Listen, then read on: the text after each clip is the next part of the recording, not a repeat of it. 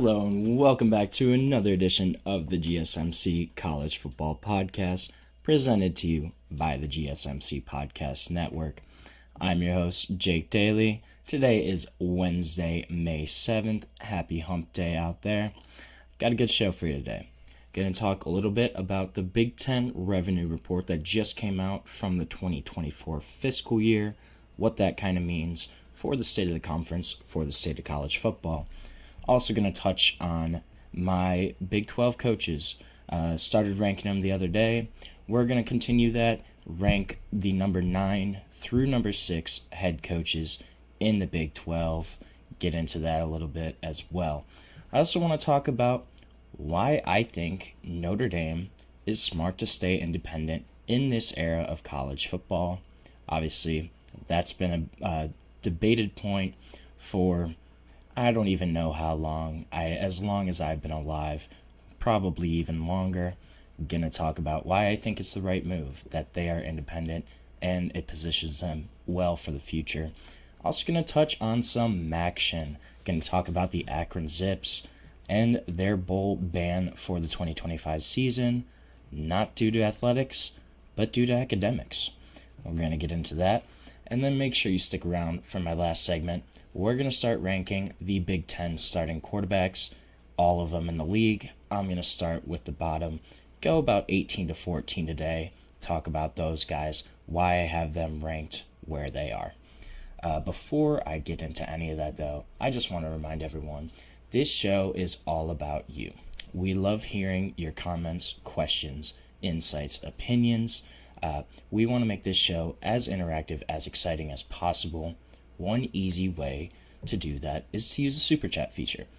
To use the Super Chat feature, all you have to do is click the $ at the bottom of the chat box to type in your comment, question, concern, hot take, whatever you got in that box. Send it in there. This guarantees that your message gets on the air, gets read live. It's also just a great way to support our show and what we're doing here at GSMC. We couldn't do what we do without your ongoing support. We're so grateful to have y'all as part of our community here at the GSMC Podcast Network. So the Big Ten, it came out that they have topped all of college football in terms of revenue in this past 2024 fiscal year.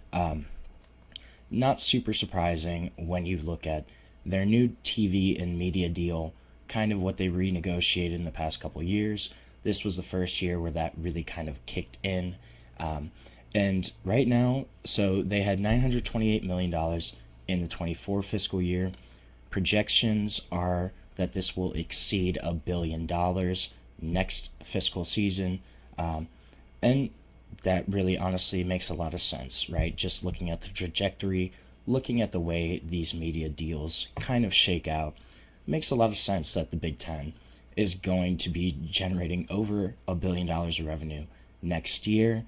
But this figure in general just showcases how dominant the Big Ten, as well as the SEC, is right now. There was a little bit of a kind of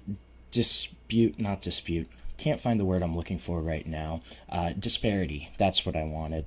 There's a little bit of a disparity between the Big Ten and the SEC. The SEC, I think they came in around $80 to $100 million less than the Big Ten. So the Big Ten, as of right now, is the most wealthy power conference in football, has kind of been and overtaken the SEC in terms of revenue generated, and a lot of that is because of this TV deal.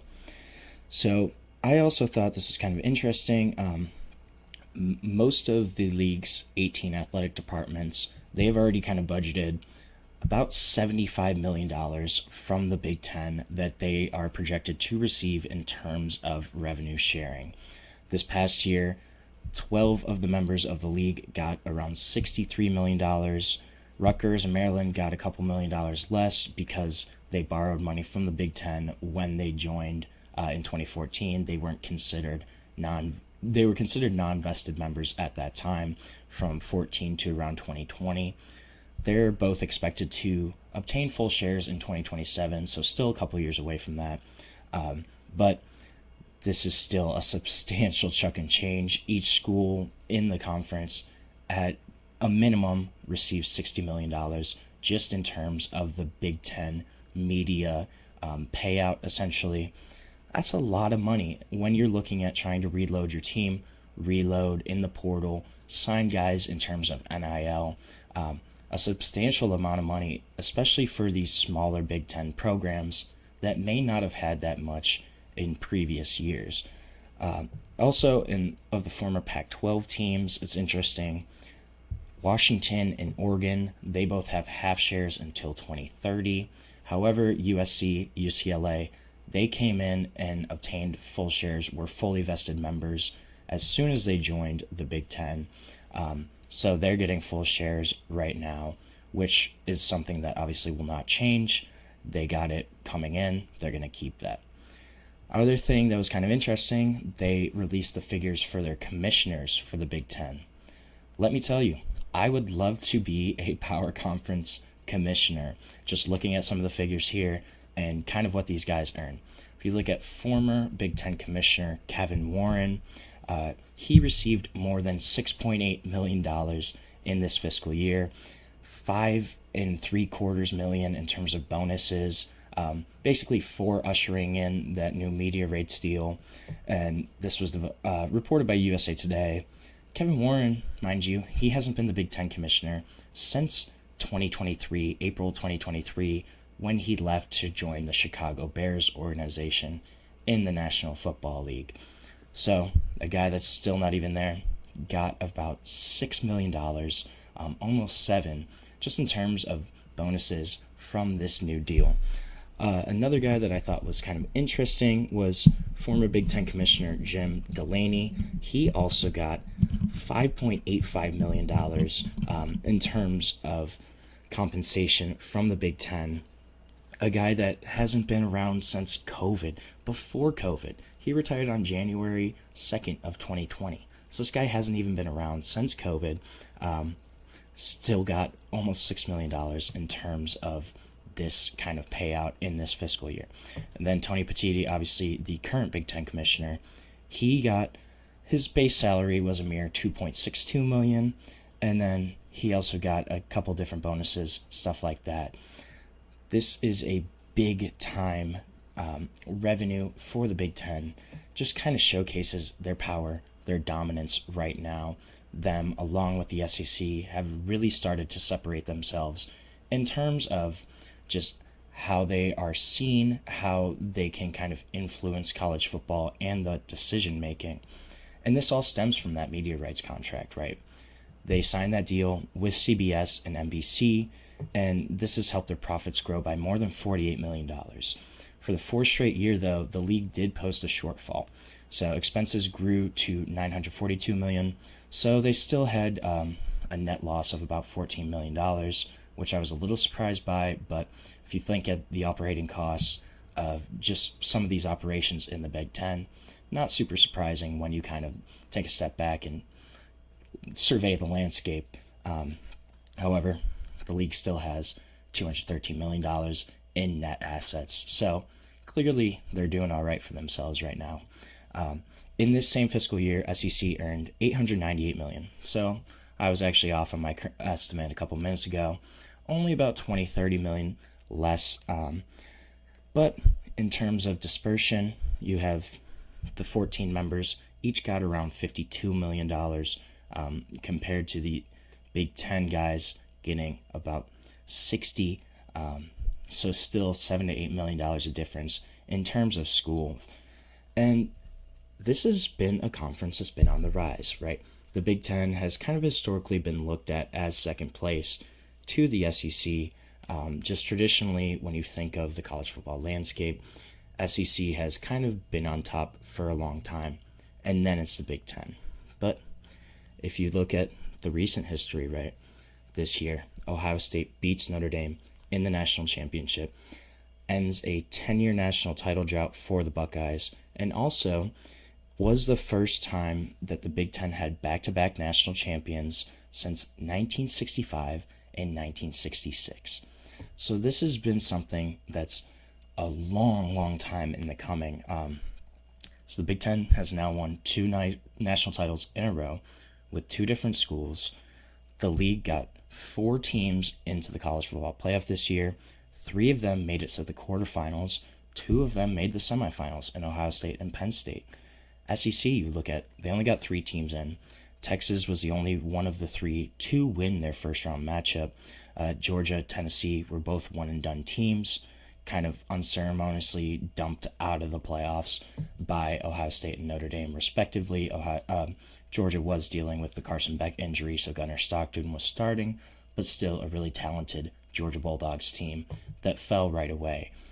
Also, Big Ten went 2-0 against the SEC in the college football playoff this year, and they went 3-1 against it in other bowl games, especially the Michigan-Alabama game, in which a Michigan team that really struggled last season went and beat Alabama in their bowl game. Really big upset. I was not expecting that whatsoever for Michigan to kind of do that. But so what can we take away from all this, right? The Big Ten, they have won 2 national titles in the past 2 years, but it is a super top-heavy league, especially when you compare it to some of the depth in the SEC. And then on the flip side, SEC, they might not have the best team in the country these days every year. I think they do probably this year in terms of Texas, but if you look at the long term, they might not have the best team in the country every year, but the depth of the SEC and the quality of contenders, I think, is a little higher than the Big Ten, right?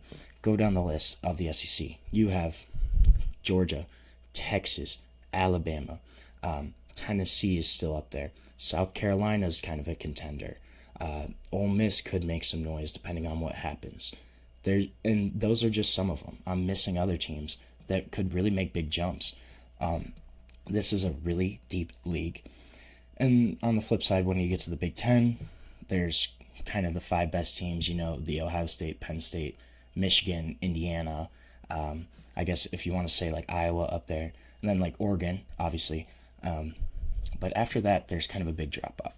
You look at the bottom of the league, the Rutgers, the Minnesotas, Marylands, those teams aren't really as high quality teams or programs as maybe some of the lower caliber SEC programs.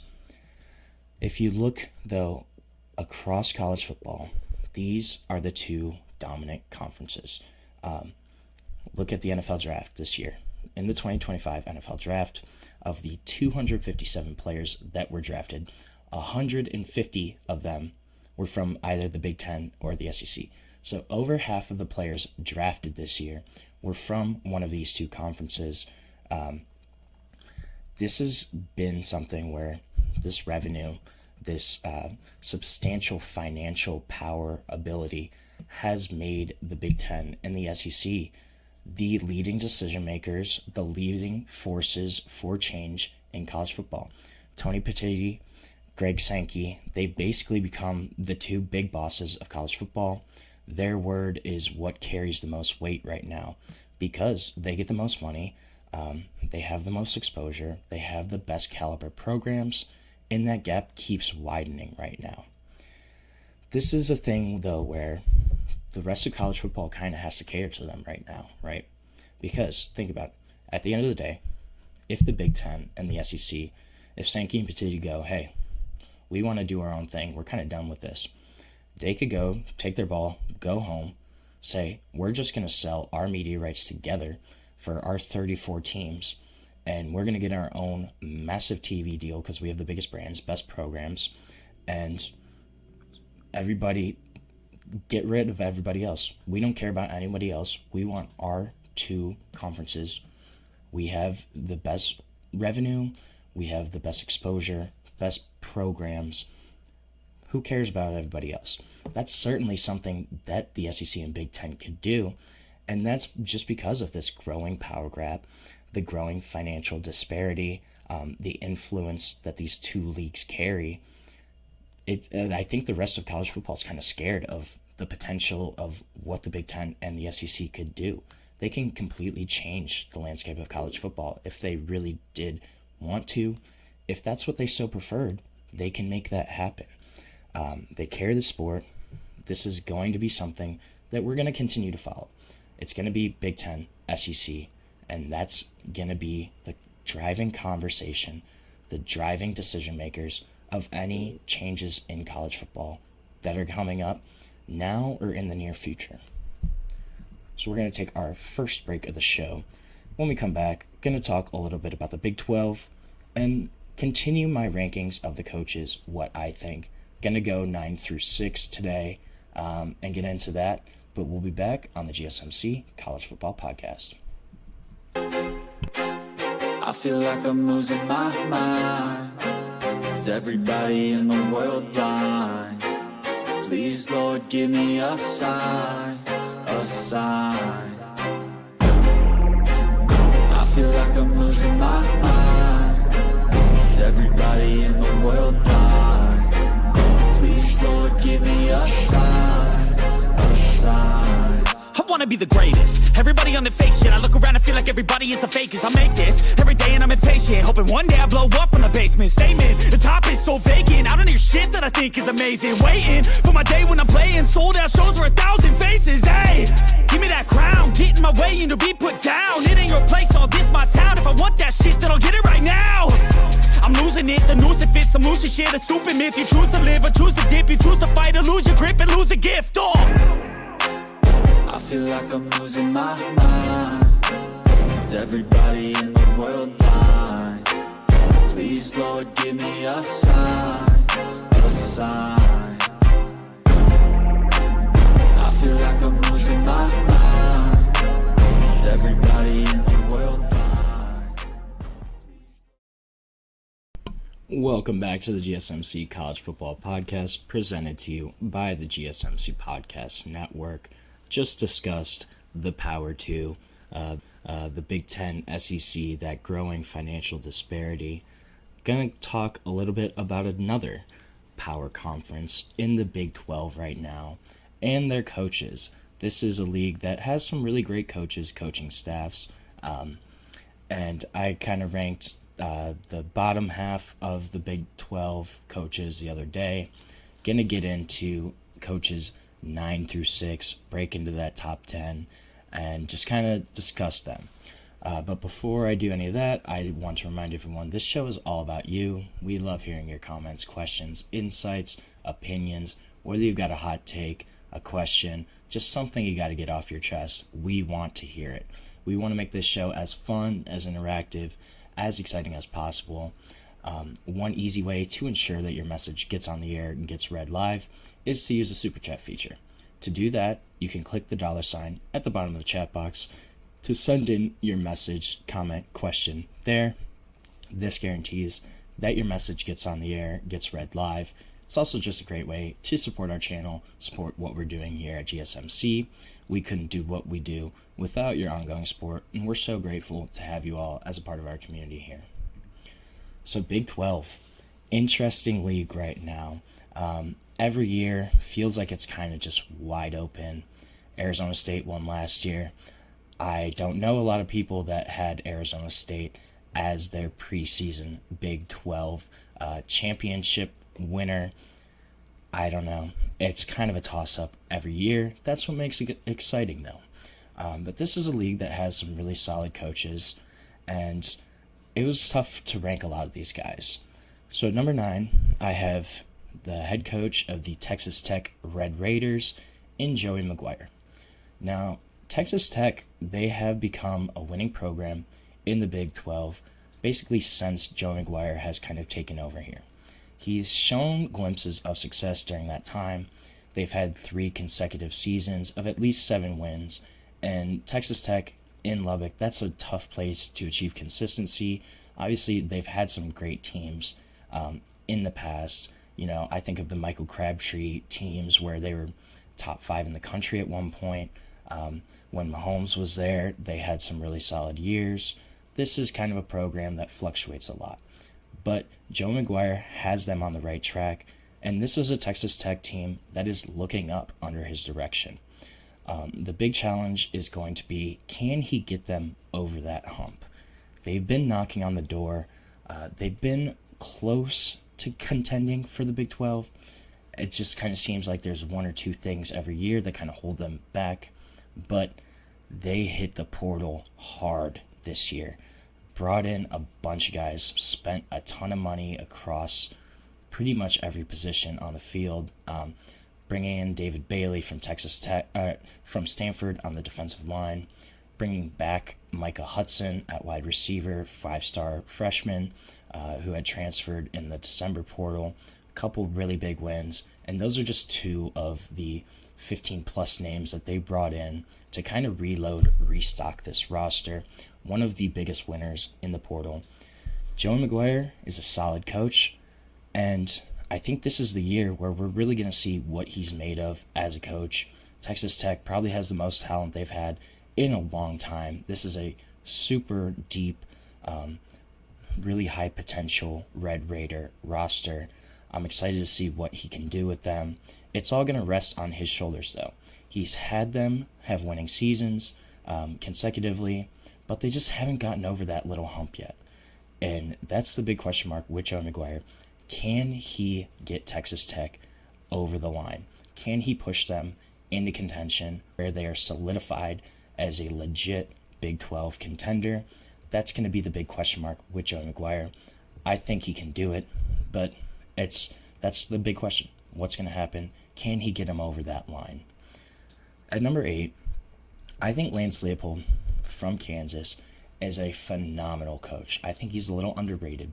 Honestly, this is a guy that, look at the state of the Kansas football program before, and then look at what he's done since he's been there. A guy that got hired from Buffalo really late in the cycle, too.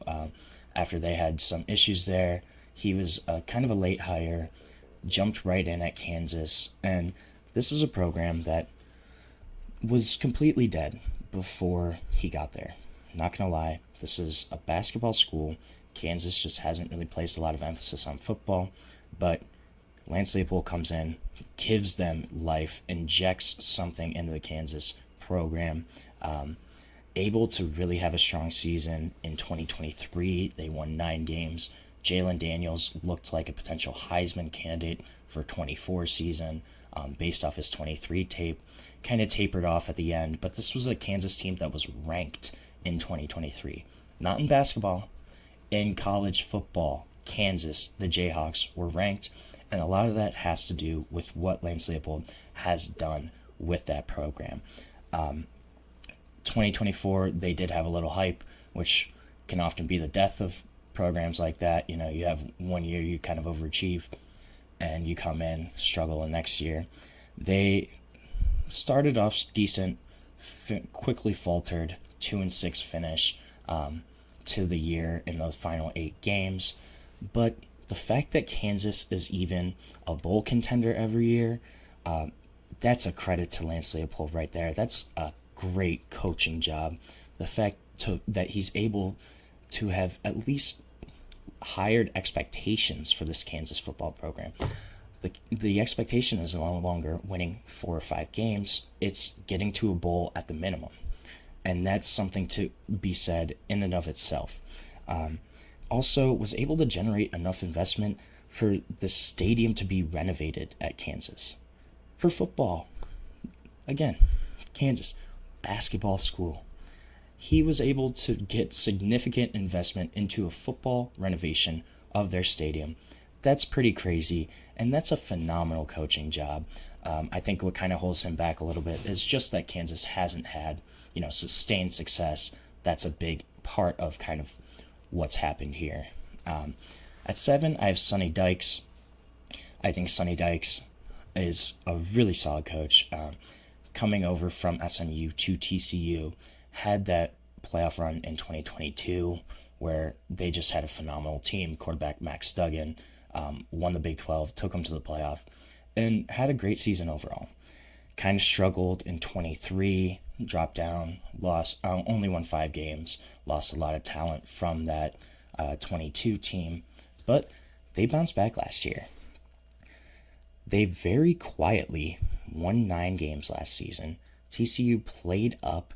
I think they played better than probably the talent on their roster kind of indicated. And this is a coach in Sonny Dykes that has won at least 7 games in 5 of his past 6 seasons, dating back to his time at SMU. So the guy really hasn't had a losing season. You look at that 2023 season, That was his worst year. But before that, every single year, they're winning football. And TCU, that's a tough place to win. The fact that he took that program to the college football playoff, him and Kenny Dillingham are the only two active Big 12 coaches to have made the college football playoff. And one could argue that Sonny Dykes' run was more impressive than the one that Arizona State went on last year. This is a great coach and a guy that I think gets a little under-recognized, and a program that gets a little under-recognized. I don't know a lot of people that knew that TCU won 9 games last season. TCU certainly flew under the radar. They won like their last 5 of 6 or 6 of 7, something where they went on a great run at the end of the year. This is a team and a program that is based on great coaching. Sonny Dykes is that. And I think we're going to see kind of what TCU does this year. I could see them having another bit of a down year. But if Sonny Dykes keeps them above water, I think that's just a testament to kind of what he's built and the caliber of coach that he is. So at number 6, this is a guy that had a really rough 2024 season. But if you look at the pedigree, you got to have him up here, definitely in the top 5 or 6. Mike Gundy, number 6 head coach in the Big 12. This is a guy has been at Oklahoma State forever. 8, 10-plus win seasons there. They did go 3-9 last year, but he brought in new coordinators, really turned over that roster, had a strong spring transfer portal window. But just look at some of the stats that Mike Gundy has produced at Oklahoma State. So they've had, since 2010, 8 seasons of 10-plus wins. They reached the top 10 in the AP poll in 2008, 9, 10, 11, 13, 15, 16, 17, 2020, 2021, and 2022. That's 11 seasons since 2008 that Oklahoma State has been in the top 10 at one point in the year. They've had 5 New Year's 6 bowl game appearances since 2009. One of only 3 teams in the FBS that had posted a winning season every year from 2006 to 2023. Obviously, last year had that awful year. But this is a team that has had great success under Mike Gundy, a program that has really been revitalized, a guy that's perfect for Stillwater, just what the Oklahoma State program's about. His job was kind of in question at the end of the season, which I thought was kind of crazy. I don't really know what was going on there. It seemed like there was a little back and forth. But this is a guy that has proven he's a great coach.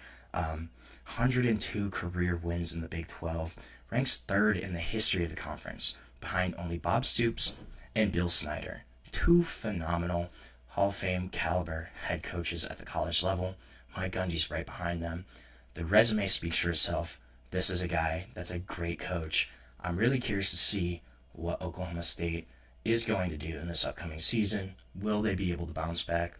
Or is this potentially the end of the Mike Gundy run in the Mike Gundy era at Oklahoma State? We're going to have to tune in and find out this upcoming season. So right now we're going to take another short break on the show. When we come back, going to talk about one of the biggest topics in college football always, and Notre Dame being independent. I think it's a good thing. Others don't. I'm going to get into why I think that it's smart, though, when we come back on the GSMC College Football Podcast. Looking for your daily fix of sports talk without having to pay for it? GSMC Sports Network is available on YouTube. Just search GSMC Sports Network. Get your fix of daily sports talk shows on YouTube, absolutely free. NFL, college football, NBA, MLB, MMA, UFC, fantasy football, and so much more. GSMC Sports Network has shows running all day long, with new sports shows starting every 2 hours. Just like on your favorite cable sports channel, except GSMC Sports Network is absolutely free. Just search GSMC Sports Network on YouTube to catch one of your new favorite shows, like the GSMC College Football Podcast, Chip Shot Football Podcast, Hoops and Heels Women's Sports Podcast, GSMC Basketball Podcast, and so many more. Check it out for yourself. GSMC Sports Network, now available on YouTube absolutely free. Search GSMC Sports Network on YouTube right now.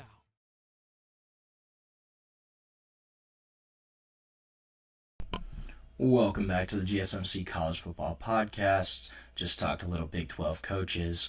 Gonna talk about the Notre Dame Fighting Irish right now. Why I think it's smart that they should stay independent in this new era of college football. So, the argument can be made that Notre Dame has basically been its own kind of power conference throughout its history. You look at their media deal with NBC, you look at the scheduling kind of autonomy and the ability to kind of just pick and choose their opponents. And this has kind of dwindled, especially over the past 40 years. Notre Dame did give up some of that scheduling independence in 2016. They struck a deal with the ACC where they'd play 5 ACC games a year. They're full members of the ACC in every sport besides football. But I think it's smart that they stay independent in football. Here's why. So they did take a little bit of that scheduling autonomy back this week, announced the annual 12-game series with Clemson that's going to run through 2037, 2038. And some of these games were already kind of on the books for Notre Dame. I think they had 5 games scheduled against Clemson during this time frame, but 6 of these games were not. So they add 6 new games in the Clemson Notre Dame series. This is a marquee matchup.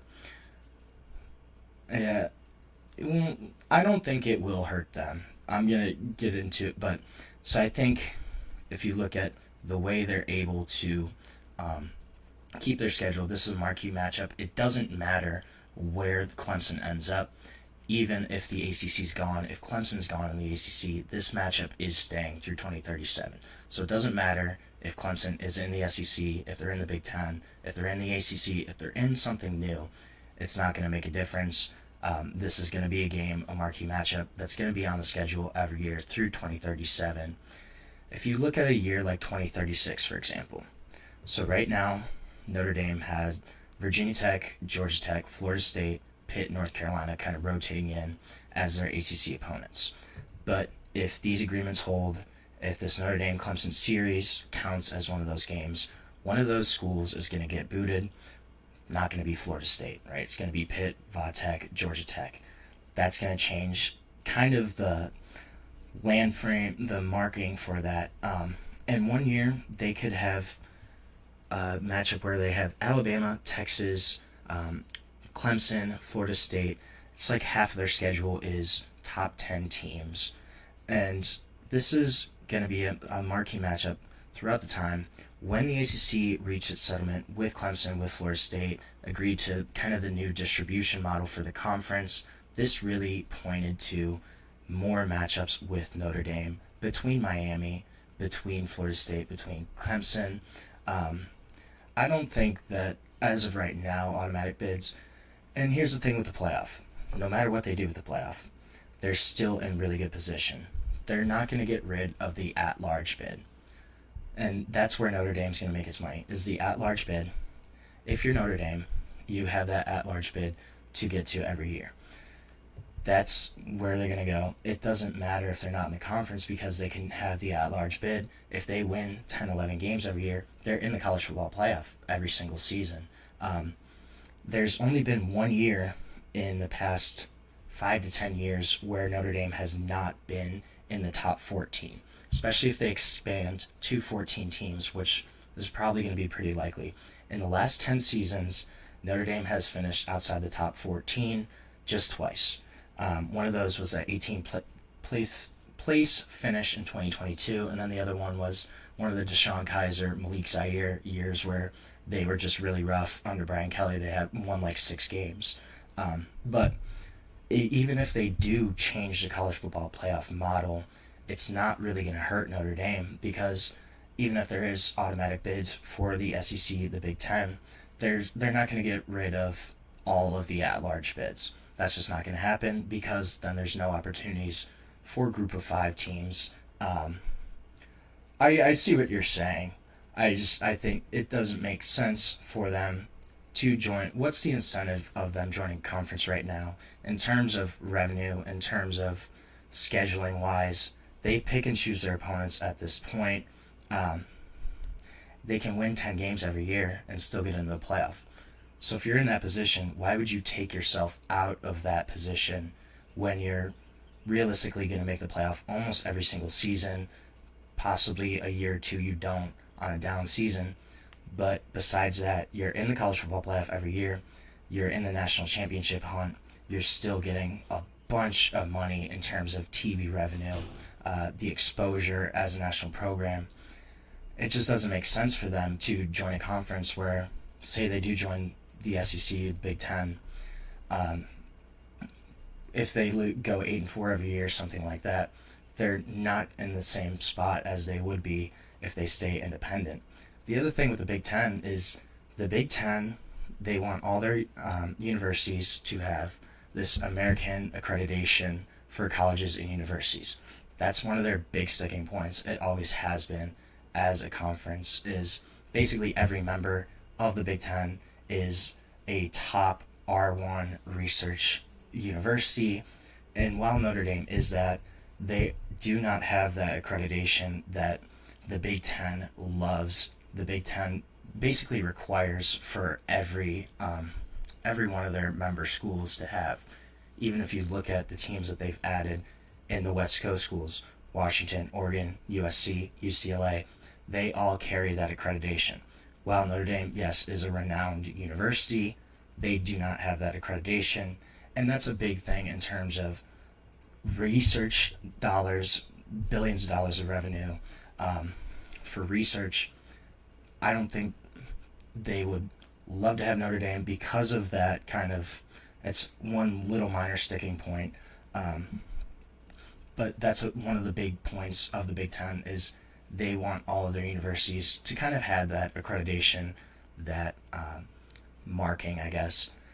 And here's the thing, they have leverage basically over any other suitors. If the Big Ten or SEC wants them, they're going to have to fight for Notre Dame. Because Notre Dame is in a position right now, they don't really need a conference. They have the scheduling agreement with Clemson. Realistically, now they're going to get one, probably with Florida State, most likely with Miami as well. Both of those athletic directors have kind of come out and said after this Clemson deal that they want something similar. I would not be surprised if we see a Florida State Notre Dame agreement for an annual series for the next 10 years or so in the near future. I think kind of the same thing with Miami is the ACC is really trying to drive those big time matchups. They don't want to have Notre Dame be playing Pitt every year or I don't know, just random ACC teams. Syracuse, they want them to play Miami, Florida State, Clemson, their big name programs, the big time recognition, because they get more money from that. And it's just more exposure for the ACC overall. With that current model too, the league would have less chances to be seen on a big stage because of less games with Notre Dame. So I wouldn't be surprised we see a Florida State, Miami kind of similar agreement to what Clemson and Notre Dame just agreed to. I think that's something that's probably really going to happen. Notre Dame's also, they're basically going to be able to kind of handpick their 5 ACC opponents. So they're going to be able to stack Clemson, Florida State, Miami, most likely, and then they'll still be able to kind of keep those historical rivalries against Stanford, which is ACC member now, Boston College. That's a big time matchup from back in the day. They're basically going to be able to kind of handpick and choose their opponents. The ability to have autonomy over their schedule is one of the biggest things for staying independent. They can kind of pick and choose who they play. They're going to have these bigger matchups against Clemson, Florida State, Miami, but they're also in a position where they don't have to do anything that they don't want to or that they think is going to be a little disadvantage for them. I think it makes sense for them to stay. I can see the point of joining conference, and we're going to see what happens with realignment, right? Will the NCAA even be the overarching organization? Will the SEC and Big Ten kind of go, hey, we're going to make our own Super League? If something like that happens, it could force Notre Dame's hand. But as of right now, kind of the way the playoff works, the way their agreement with the ACC works, there's really no incentive in this current model for them to join a conference. You have your own autonomy in terms of scheduling. You have your own media rights deal. You have the ability to kind of pick and choose your opponents. You have basically a guaranteed spot in the college football playoff as long as you don't really mess up during the regular season. And you have a team that's really on the rise in terms of recruiting, putting money more towards NIL. Notre Dame under Marcus Freeman has done much better recruiting-wise, getting higher caliber athletes in than they did under Brian Kelly at any point. I also think just Marcus Freeman in general is a head coach that will probably be around there for a long time, a guy that I think is continuing to grow as a head coach. Right now, they have the number 2 recruiting class in the nation in 2026, and they're selling kids on this. Hey, we're independent. We have our own deal. We are in a great position. You're really not at a disadvantage of not being in a conference because we have a shot to make the playoff every single year as long as we kind of take care of business.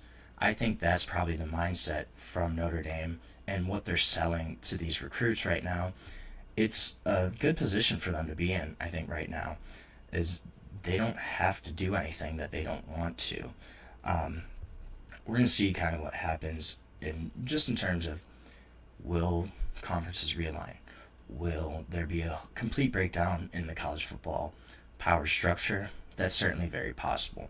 But the way everything stands right now, I think Notre Dame is in a really solid spot to kind of continue maintaining the status quo, keeping what they're doing. You keep your autonomy in scheduling. You have a really great shot to make the playoff every year, compete for a national championship, and you have your own TV deal. So you don't need to renegotiate with conferences in terms of TV. You can kind of do your own thing. It makes a lot of sense in this current landscape for the Irish to stay independent. So we're going to take another short break on the show. When we come back, we're going to talk a little Maction, talk about the Akron Zips, ineligible for the bowl experience in 2025. Going to discuss why when we come back on the GSMC College Football Podcast.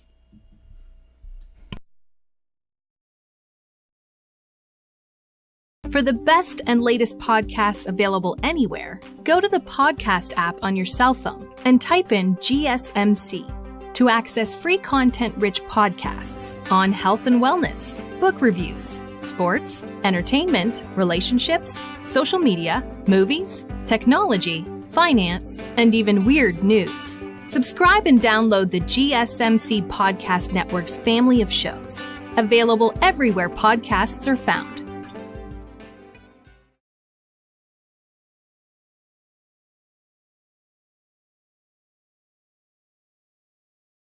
Welcome back to the GSMC College Football Podcast, presented to you by the GSMC Podcast Network. Just talked a little Notre Dame football. Gonna switch gears, talk some action, talk about the Akron Zips, the poor Akron Zips. Feel bad for them. They can't get it right, can't get out of their own way right now. So Akron, who hasn't had great success on the football field in the past couple of years, they have already lost their chance at making a bowl game for this upcoming season because of their academic progress rate. So what the academic progress rate is basically every academic year, every Division I sports team, they have the academic progress rate, and we'll just call it APR for ease of mind and speaking. So every D1 sports team's APR is calculated just with a simple formula. So scholarship student athletes can earn 1 point for staying on course for a degree in their chosen major, and 1 point for being retained or graduating at the end of each academic term. so not hard basically. You just have to stay on track in your school and still be at the school the next year. And then for schools that don't offer athletic scholarships, recruited student athletes are also tracked here. So this is the 4th consecutive year of publicly reported APRs.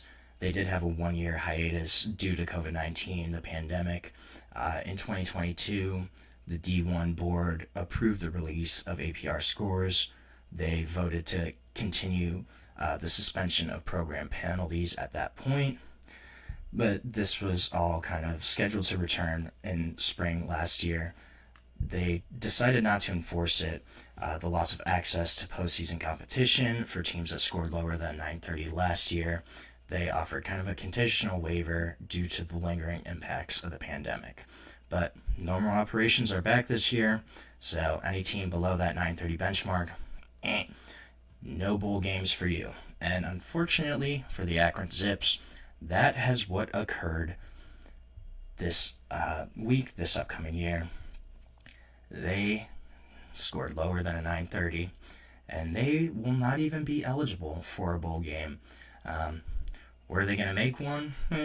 Probably not. Still, though, they don't even have a shot at this point. Their APR came in for the 23-24 academic year at 914 on Tuesday. This was the second straight year, actually, that Akron had an APR of less than 930. Per NCAA rules, back-to-back seasons with a sub-930 APR, you get a postseason ban. Preseason. You get a postseason bowl ban. So Akron was handed. Additionally, they were handed practice deductions last season as an initial punishment for their APR last year. But because they didn't get it again this year, no bowl game, even a possibility for Akron. They actually did better in the season before. They had a 920 APR. Unfortunately, they got worse this year academically. Kind of impressive, actually, if you think about it. Akron, they're only one of 3 football programs to hit a multi-year APR rate low enough to miss the postseason across of all Division I. Mississippi Valley State and Arkansas Pine Bluff. In the FCS ranks, they are also ineligible for postseason play. And then Florida A&M, Missouri State, Murray State, Utah Tech, they all got practice time reductions for their APR rates. This has been a problem for Akron, actually, the past couple of years. Haven't reached it this past academic year, didn't reach the mark the year before, and was pretty close the year before that, too. First FBS school since Idaho in 2014 to get a postseason ban for a low academic progress report. But on the football field, let's be honest, this probably wasn't going to make a whole lot of difference for Akron's upcoming season. Akron has been really rough the past couple of years. In 2022, 2023, they went 2-10 both of those years. They actually showed a little bit of progress this past year. They went 4-8.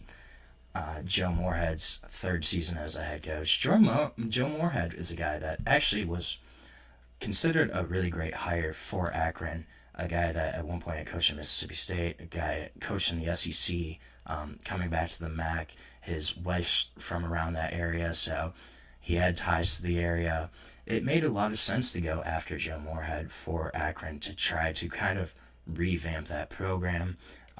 But this is a team that hasn't had a winning season since 2015 when they went 8-5. Haven't been to a bowl game since 2017 when they went to the Boca Raton Bowl, finished 7-7 that season. So a program in Akron that, despite this ban, not really sure how much it would have affected Akron. I kind of feel bad for the Zips, honestly.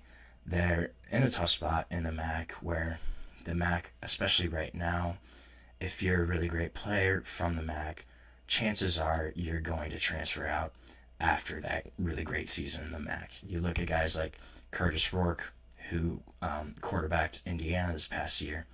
He was an Ohio University transfer. Kent State, the year they had 9 or 10 wins, they had like 15 of their 22 starters enter the portal. This is unfortunately going to happen in the MAC. So Akron, even if they didn't have a bowl ban, this was going to be a tough place to win, a tough season for them in general. Akron just also, I don't think, has a ton of talent compared to some of the other MAC programs. There are definitely MAC programs right now that have kind of leaped over them. You look at even the ones in Ohio, right? OU has been better. Kent State has been better the past couple years. Toledo hasn't been bad. Bowling Green now has hired Eddie George and brought in Drew Pine, who has been to like 4 different schools, but an experienced Power 4 starting quarterback. This is a team that was going to have a rough year anyways, but the fact that they have this bowl ban is just really unfortunate. Akron is also in a tough financial spot where they built a brand new football stadium 5-10 years ago probably, but the issue is nobody goes to the games. When you have attendance of 5,000 to 10,000 in a much greater capacity stadium, that's not going to help your bottom line financially, and I'm sure it's all just kind of compounding, right? But when you can't help yourself in the classroom, it's obviously not going to go well for you on the field as well.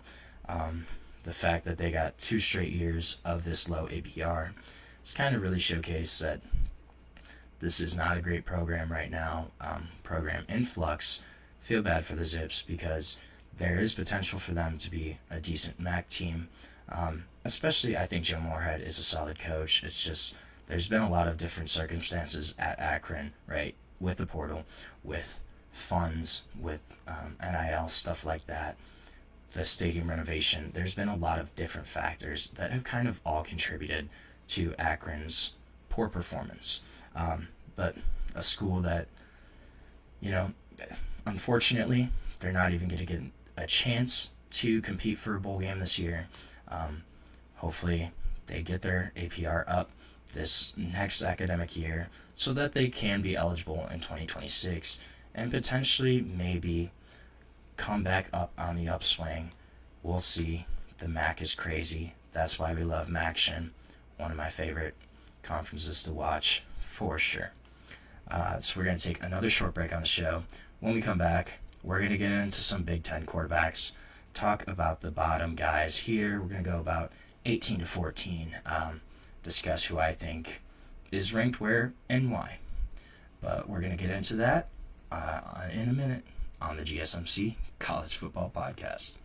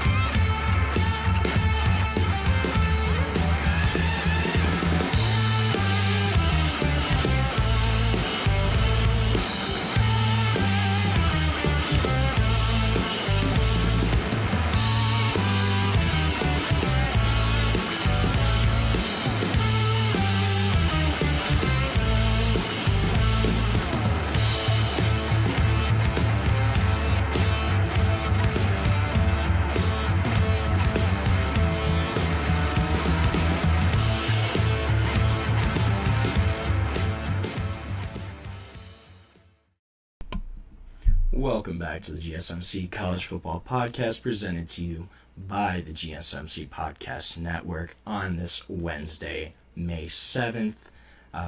Gonna finish off the show by talking some quarterbacks, everyone's favorite position. Gonna rank the Big Ten quarterbacks. We're gonna do this over the next couple days. We're gonna start at the bottom because what's the fun of starting from the top, right? So, in last, unfortunately, someone's got to be last, right? I have the Minnesota Gophers right now, so this is going to be a toss-up. It looks like most likely their starter is going to be sophomore Drake Lindsey. Sophomore Dylan Whitkey is also in contention. In PJ Fleck, this was a situation where last year they had Max Brosmer, who was a New Hampshire transfer, who performed well for them, had 2,800 yards, 18 touchdowns, 6 interceptions. Decent, but not going to blow anybody's mind. Lindsey's probably the favorite to start right now. This is going to be a competition for sure. Despite whoever wins, neither of these guys have ever started a career game.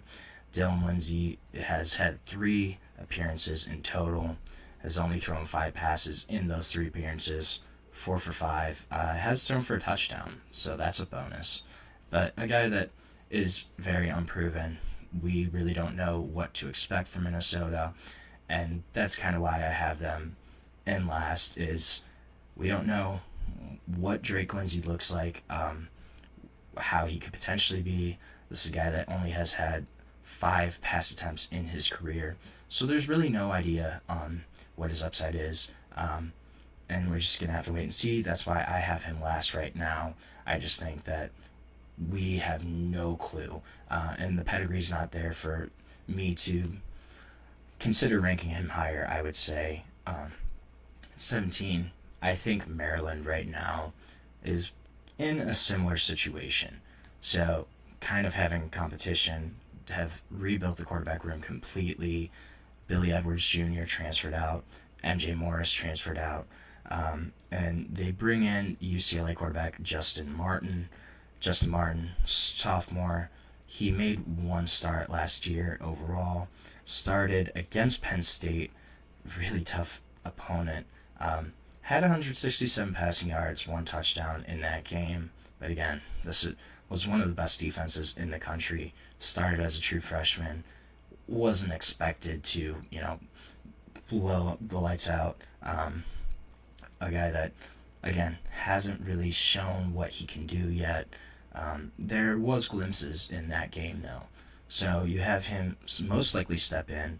He is going to be in competition. There's a freshman there, 4-star freshman, Malik Washington, who's from Maryland, who could potentially be in the mix here.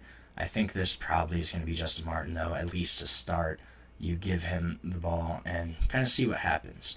I think there's probably a little higher upside here than Drake Lindsey from Minnesota.